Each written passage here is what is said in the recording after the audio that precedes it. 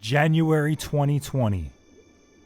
New York City's version of bail reform, criminal justice reform commences. Governor Cuomo says the legislature isn't trying to slow down the process. I think they think it's long overdue. The new laws kick in January 1st. The progressive Democrats are determined to let out as many violent criminals as possible.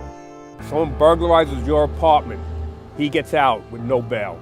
Someone robs you on the street, pushes you down, reaches into your pocket, takes your stuff, robbery third degree, no bail.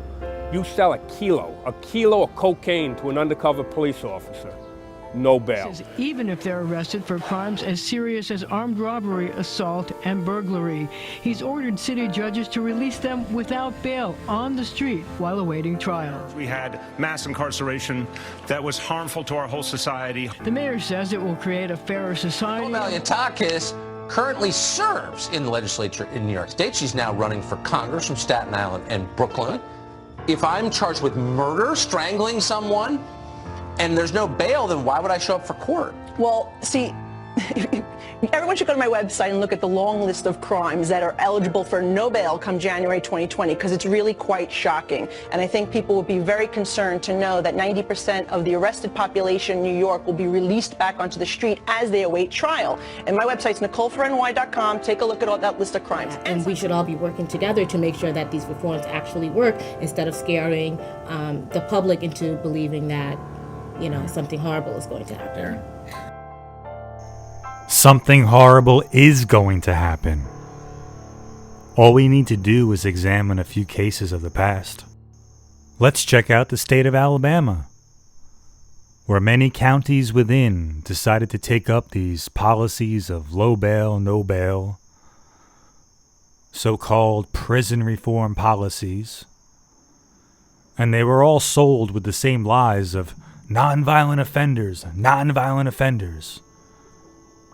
But let's take a look at the consequences of when these laws are actually enacted. You have probably heard over the last little under 2 weeks, we have all been hoping and praying that the Harris and Blanchard family receives some good news about the disappearance of Aniah Blanchard, the stepdaughter of UFC fighter Walt Harris.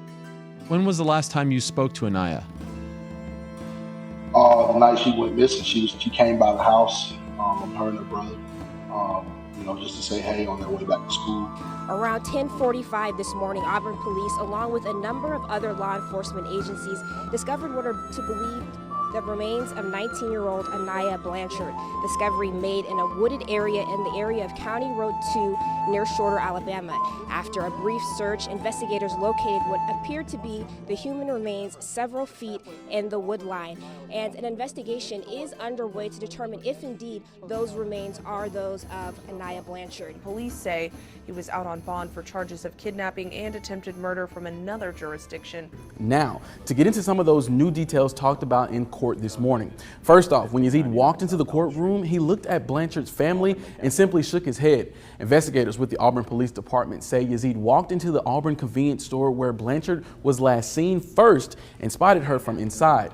Then they say a witness saw Yazid forcefully put Blanchard into her SUV and drive off with her inside. When that witness was later questioned, police say he broke down in tears because he felt remorseful for not speaking up sooner.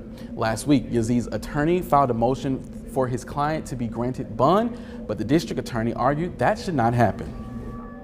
Mr. Yazid has, by my count, 26 prior arrests, several A felonies. But even absent all that, he was on bond when this occurred. He left Alabama while he was under bond, which is a violation of his bond condition from Montgomery. He fled to Florida, got new charges, attempting to elude. The judge denied the motion and Yazid will remain in jail.